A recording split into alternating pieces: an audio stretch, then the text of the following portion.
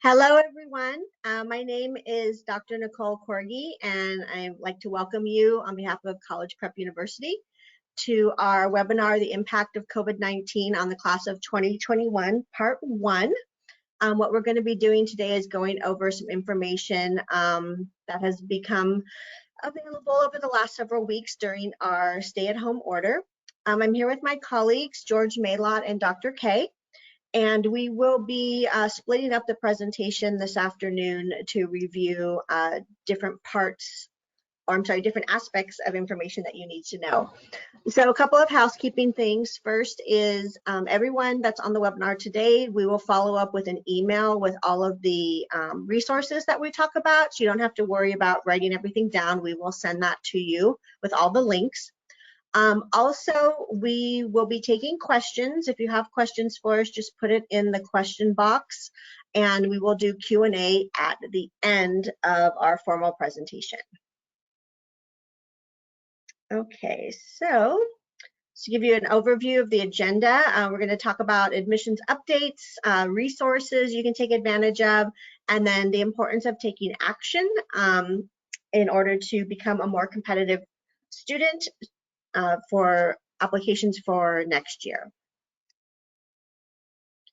Okay, so I'm going to be doing the first part, which is college admissions updates. We've had several announcements come out over the past about 4 or 5 weeks. So I'm just going to be going through all of these. A lot of these announcements, hopefully you have already heard. You've seen them in the media, social media, or on the news. What we want to talk about today is really what that means on the ground and what students should be doing or not doing moving forward with their college preparation activities. So the first one is SAT updates. All right. We're now at the point where the updates and all the information for the SAT and the ACT are the same. They were kind of staggered there for a while, but basically all the exams are canceled, right, for the rest of this semester. And there is planning on both organizations to move forward with some sort of test at home option if needed, and or beginning to offer the exams as soon as the social distancing orders are kind of backed off a little bit. So what this means for students is even though the exams were canceled, they will be up and running again sometime, likely over the summer. So students should keep up their studying. They should still plan on taking these exams. In fact, they should plan on taking them a couple of times once they get back up and running, because these scores are still important, especially if a student can do well and get a high score on either or both exams.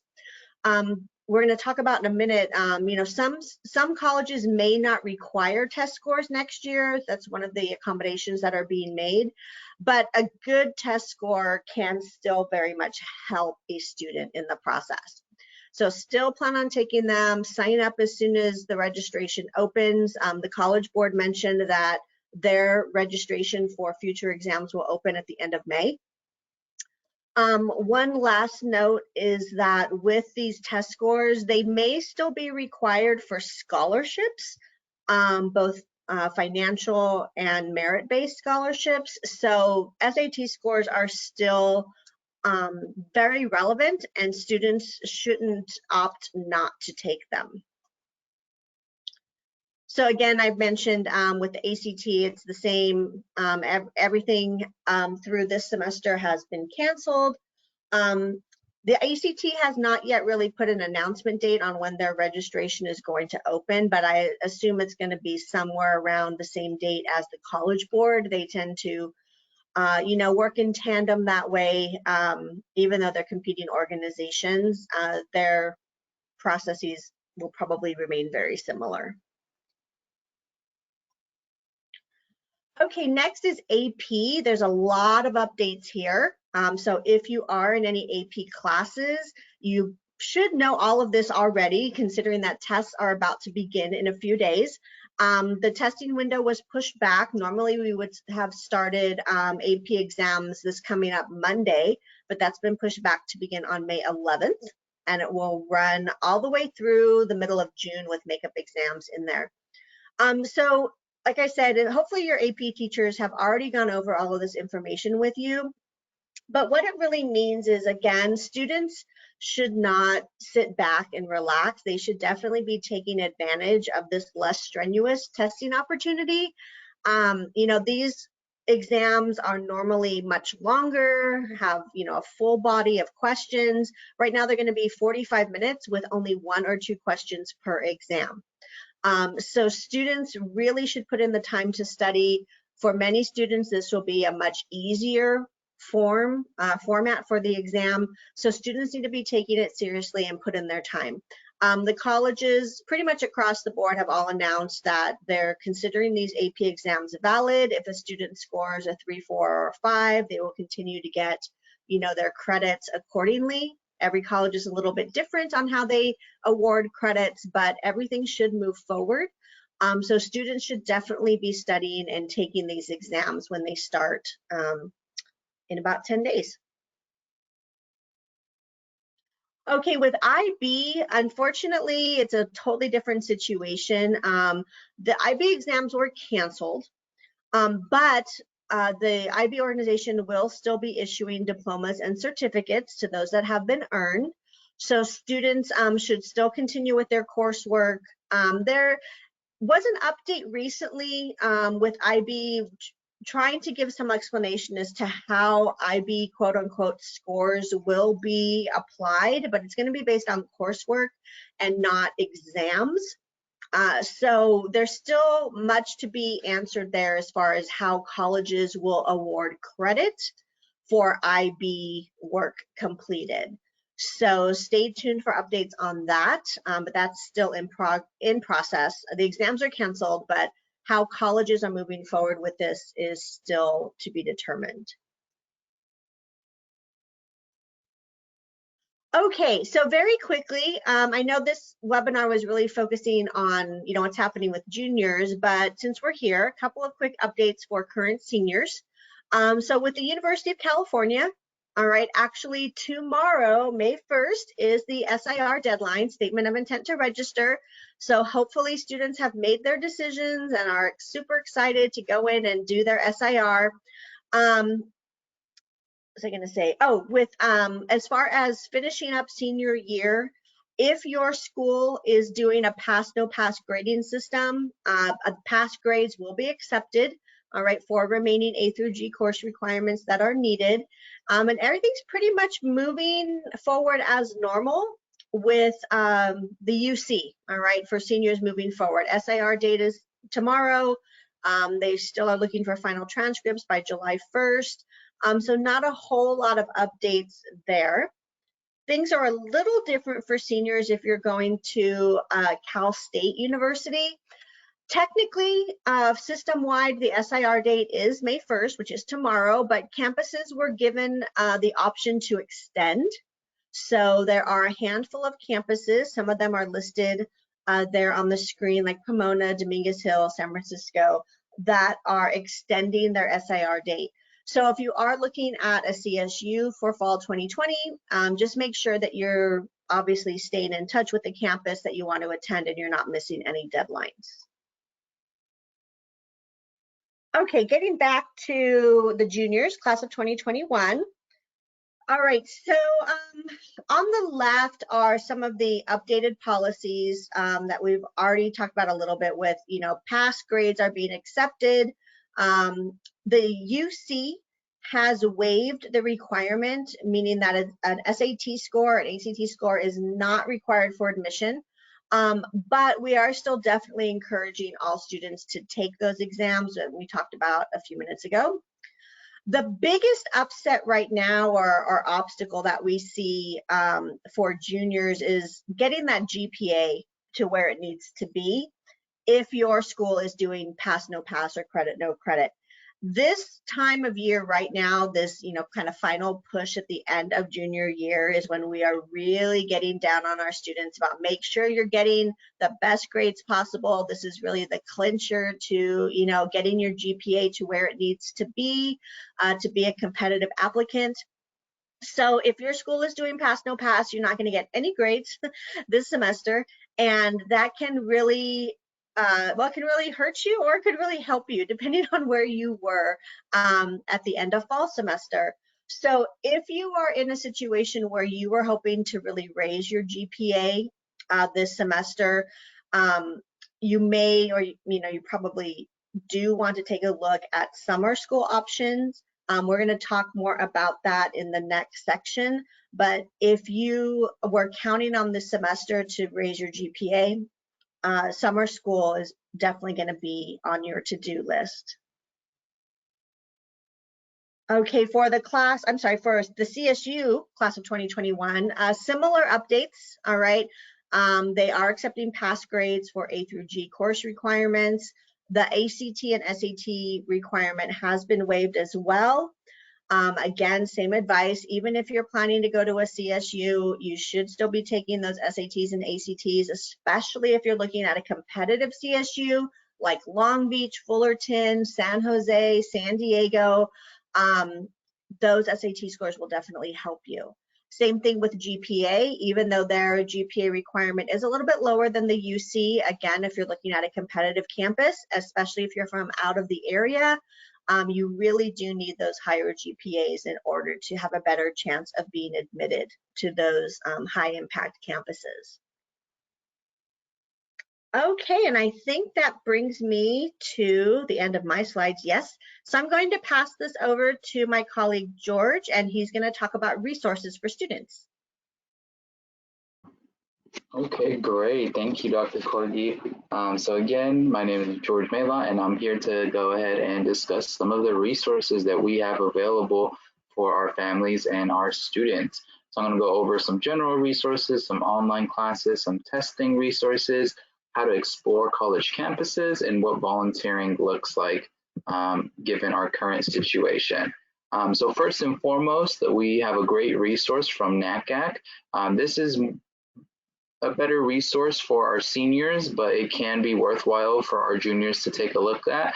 But what's really neat about this resource, and again, we will be sharing this resource with each and every participant at the end of our webinar, you're able to look if the schools have online student admit days, if they've adjusted their decision deadline beyond May 1st, and if they've adjusted any other deadlines such as housing, financial aid, or any other things like that.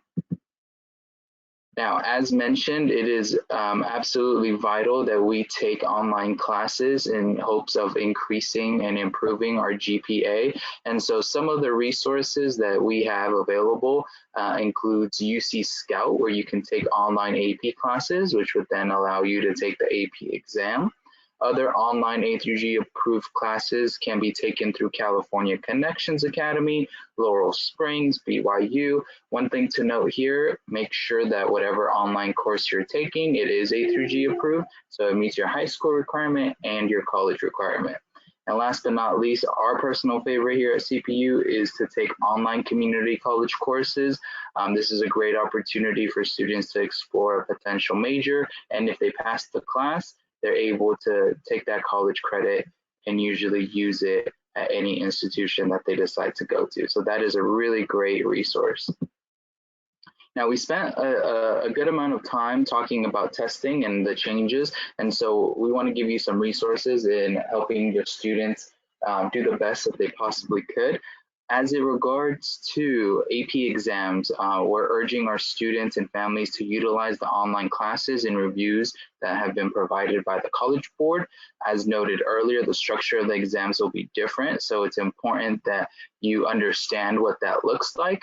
Additionally, they do recommend that you enter the exam up to at a minimum of 30 minutes prior to taking the exam, so you can make sure all the functions are working, everything is launched, and they're also recommending that you have a split screen with a word processor, so if you decide to type things out, you can easily copy and paste so nothing ever gets deleted or misplaced.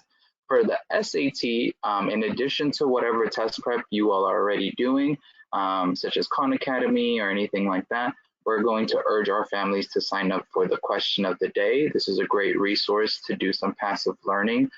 They alternate the type of questions every single day, and they break it down for our students. So that's a really great resource. Now for the ACT, we recommend signing up for ACT on-demand practice test, the ACT Academy. But for all type of testing, we urge our families to encourage their students to create online study groups.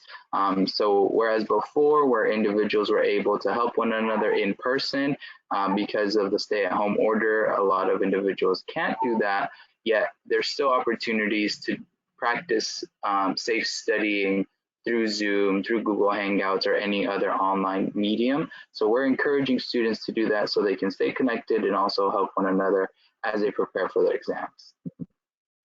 Now, typically during this time would be when students and families would go out and explore potential colleges that they are considering.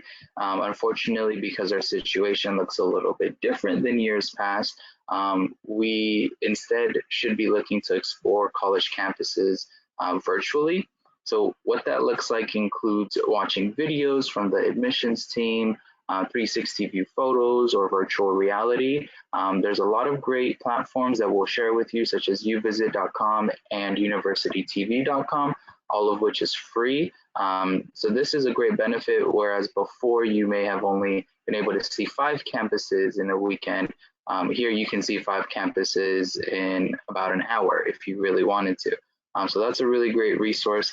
We're also urging students and families to be a part of live events. They're having a lot of live events on their social media, such as Instagram Live, Facebook Live. They're also doing virtual town halls. So this is a great opportunity for families to connect with school representatives and students. They're also having student panels. So this is a great opportunity to ask the questions you've been urging to ask, and maybe you couldn't have because you couldn't make it out to a tour or go in person. This is a great opportunity to get those questions answered.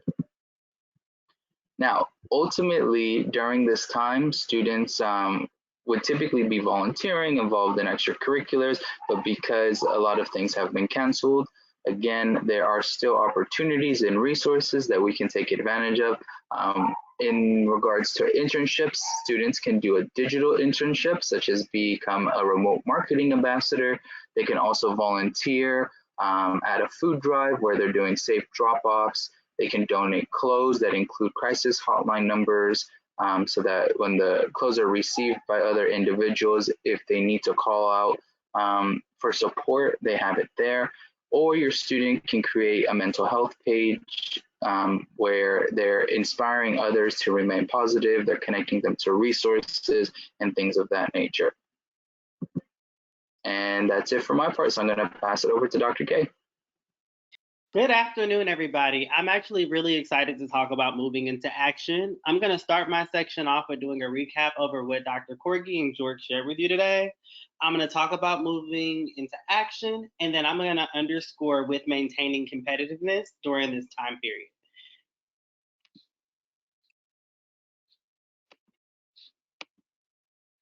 Now, I just sort of want to start off with this note. Knowledge is not power. The application of knowledge is power. In Dr. Corgi's section, she gave you a lot of updates in regards to what's happening across admissions and with tests. Jordan gave us some examples of some things that students can actually be doing. We understand that it won't matter unless they actually move into action on these things as it relates to their college admission. So just for the updates, a lot of schools are doing pass, no pass. What that means for current juniors, class of 2021, is that means in the traditional sense, they've lost the opportunity to be able to increase their GPA and that they need to do something. The SAT and ACT look a little different. They're going to be delayed, which likely are going to come back late summer or somewhere around September. So when having the opportunity to take those exams, you should. And then we told you a little bit about some shifts that are happening with the UC and CSU admissions. These are just some starting frameworks. We do know that it's going to be different for private schools, out-of-state schools, and things like that. So you can actually utilize some of the resources that George talked about in order to be able to guide you through that premise.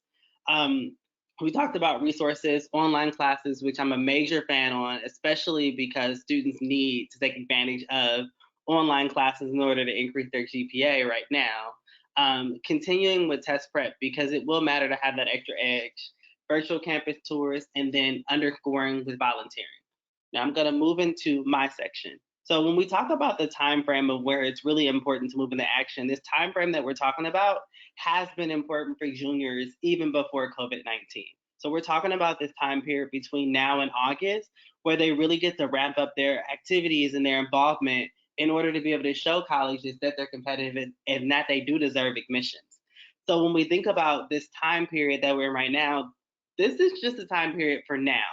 What we know is that competitive schools are not just going to drop their standards because we're sort of in this unique time period right now as a result of COVID-19. The other thing that we know, just because we're in the industry and we work with students, is that competitive students have already started moving into action. So if competitive colleges are not, for some reason, just going to become easier as a result of COVID-19, and competitive students are already moving into action, what do you need to do? I encourage students to take advantage of all opportunities that they have where they can achieve.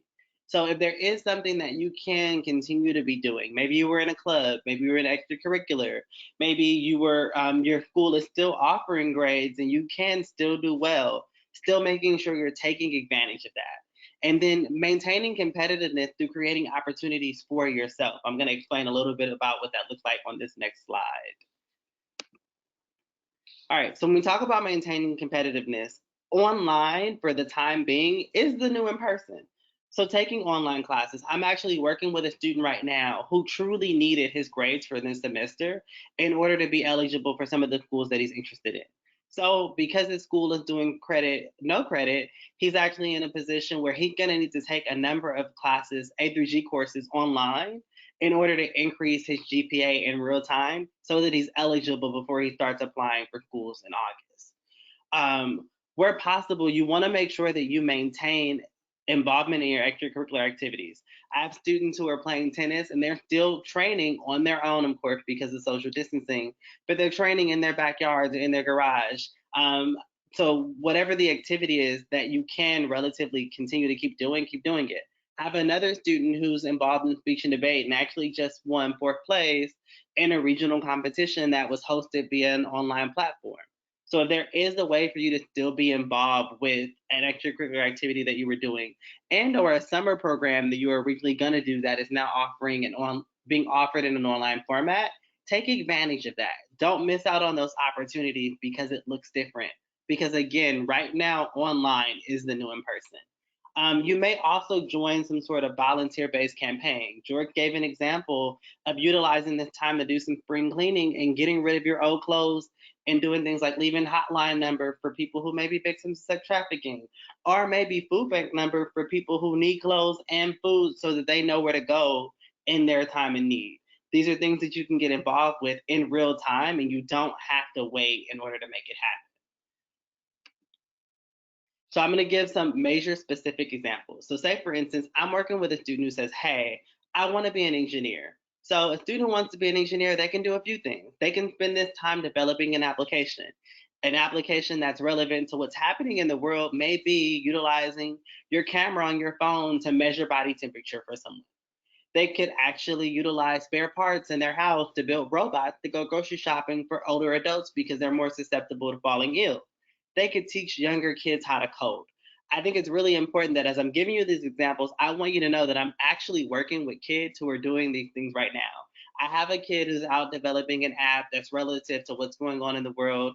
I have some kids who are interested in robotics and they're trying to figure out how they can utilize that in order to be able to aid what's going on. And I have a kid who's literally running a tech group right now, teaching young kids how to code. So it's one thing to have the idea. It's another thing to actually move into action on making that happen. If someone's interested in journalism, they can submit for publication. I'm working with 3 students right now who have submitted for publication, and I have a student who's actually going to be published within the next week or so because his publication was just approved. You could also spend some time starting your own blog online. You could spend some time creating a positivity post like George mentioned in the slides above, but you need to do it in real time. If you're interested in business, you may create a business plan and do the legwork that's involved in actually bringing that into fruition in real time. I'm working with a student right now who is actually interested in business and coding, and she started a group teaching kids how to code. I have another kid who's interested in business who's actually tutoring kids as it pertains to the SAT and ACT because she understands that even though it's not required for her graduating class, in order for students to still be competitive, they're going to need to take it and do well in order to have a competitive edge. So when you think about the activities that you're involved in, they should have some sort of personal uniqueness. My kids who are out and creating opportunity for themselves, it's really rooted in their desire and their passion to move forward. When we think about like the impact that it's having, it's relative to what's going on in their world and the lives as they experience it. And it's connected to their overall application. Now, so if knowledge alone isn't power, how are you going to move into action? This is something that I ask my students all the time, pre and post COVID-19, because it's really about moving into action and doing it in real time. It's great to have an idea. It's better to say, I've done this thing, I know what works, I know what doesn't work, and this is why I'm really passionate about what I'm passionate about. So here at CPU, we strive to make sure that students and families have relative and accurate information as it pertains to college and college access information and career. So if you go to any of our social medias, our Facebook, our LinkedIn, our Twitter, you're always going to be getting timely updates as it pertains to what's happening in the industry. When we went through the process of presenting this presentation over the last few weeks, there were at least 10 changes between when we started and now. So it's really important that you have accurate information so that you can make informed decisions. So a little bit about our approach in working with students is that we offer one-on-one virtual counselors who are working with students based on whatever their package, which is specifically rooted in their need. A big underscore about us here at CPU specifically is that myself, Dr. Corgi, and George are all people who train others in the industry to do this work. So we're not just saying, hey, you should do this work because we went to a top tier school and I know how to get into a top tier school. We're actually professionals and experts at this process of teaching people how to navigate this.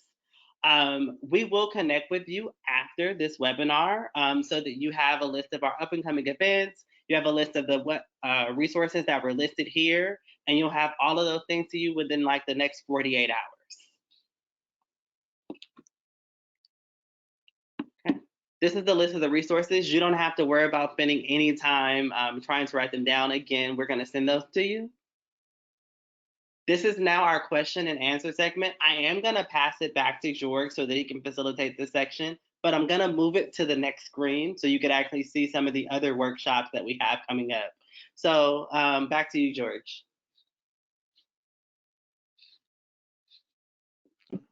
Okay, great. Thank you. So I'm looking at the questions now, and we have a few that were a little similar to yesterday. Someone's asking for the SAT subject exams, will they be rescheduled to August as well? Yes, everything's in the process of being rescheduled. We need to wait to see which SAT subject exams will be offered when. Yeah, we just have to wait and see. Hopefully, in the next couple weeks, we'll see a schedule because registration is supposed to open up at the end of May. So check our social media. As soon as we have that information, we'll post it out there so that you can plan your testing schedule. Okay, great. And here's one of our favorite subjects to kind of speak on. What is the best activity to be involved in during the summer? So I'll go ahead and take this question. So I do not believe that there's a such thing as a best activity. It really matters what level of ownership the students take in their involvement and what they're able to walk away from as a learned experience as it pertains to the activities that they do. So when we think about the best activity, it would depend on your specific profile and it would depend on what your goals were at the end of this process, what schools you want to go to. There are other questions that we would have to answer in order to be able to give you a definite in terms of maybe you should spend a little more time here or there, but there isn't really a best activity. Okay, great. Another question we have here is, what is most important when applying to schools, grades, scores, or extracurriculars? I'll go ahead and jump in on this one. If you were to do some research on this and see surveys that colleges answer, overwhelmingly, they list their number 1 item as GPA, but that doesn't mean that that's the one thing that's going to get you in. So it's a little bit of an art project, I guess. You need a little bit of this, a little bit of that, and put it all together. But definitely GPA is your foundation, especially if you're looking at more competitive schools. We kind of expect you to have a pretty stellar academic record just to kind of get your foot into the door to be considered. Once you have that solid foundation, then the competition for admission really then moves over to things like extracurriculars, leadership, special talents and skills, all of that. But if you need to prioritize something, it should definitely be your GPA. But everything does come into play at some point. But having a lower GPA, again, at the more competitive colleges, is really, really difficult to make up for in other categories. Okay, great. So this one's a little specific, but they're asking, I'm interested in STEM. What are some of the activities I should be involved in? So when we're thinking about you interested in STEM, again, I'm going to give you a general answer in response to your specific question. I would have to ask you more questions about what it is in STEM that you're interested in. Are you interested in robotics, which would be mechanics? Are you interested in coding? What part of STEM are you interested in? And then that would typically lead me to say, well, if you're interested in this particular type of engineering, you may want to do these type of activities. Okay, great. We have another question here that says, so what are some common college application mistakes? I'll jump in on this one.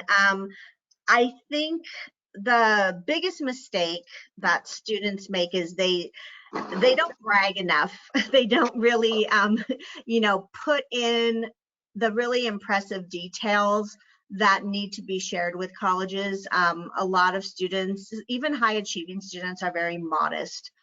You really need to sell yourself and make sure that you are putting in all or as many details as you can fit about all of your accomplishments. Nothing is insignificant. Colleges are looking for really any positive item they can add to their assessment of your application. So even if it has nothing to do with your major, or if you think it's kind of something silly, or something you didn't really put in a lot of effort for, all of that adds up in the long run. All right, so I think that's actually our last question here for us today. I want to thank you all for coming out and joining College Prep University as we talked about the effects of COVID-19 on class of 2021. We look forward to seeing you on our future webinars. Thank you all.